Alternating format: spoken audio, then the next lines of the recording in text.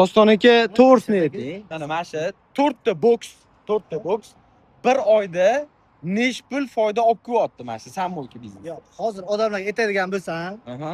bu joy taxminan sof foydasini 60 million so'm qolyapti. Aha.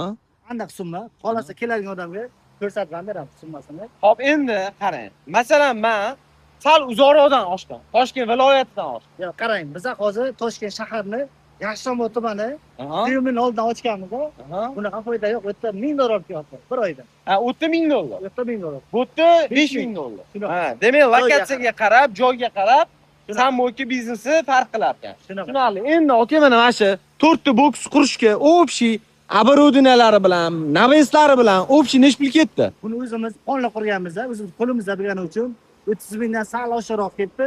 Bu o'zimiz qonli optovoy narxga chiqqan narxda qilingan hamma narsa. Ha, demak, kimgadir misol uchun 4 ta boks qurib beradigan bo'lsangiz, taxminan $40000 atrof bo'ladi. Shunaqa. Ustaqlar $40000 atrofida chiqadi. Zo'r, xullas akalar $40000 tikib, oyiga $1,500 dan $4000-5000 gacha foyda qilmoqchi bo'lsanglar, Doston akamga murojaat qilasizlar.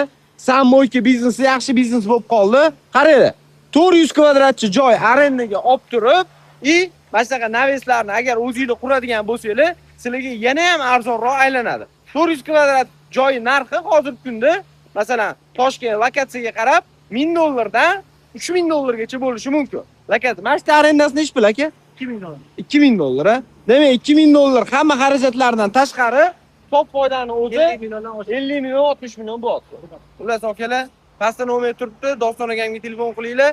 Xohlasanglar, оборудованиесini o'zini ham qo'yib berishadi. $2800 dan boshlab $4000 gacha hamma narsasi ichida bo'lar ekan. Pastda nomerga telefon qilib, hozir o'zidan aka joy topib, shunaqa biznes qilsangiz-chi, ko'p emas, aka. Asha 100 ming, 200 ming, 400 ming dollar puli bor odamlar bor-da. Aka 30 ming, 40 ming dollar bilan shu biznesni davom ettirsangiz bo'ladi. Aka, ishingizga omad. Ha,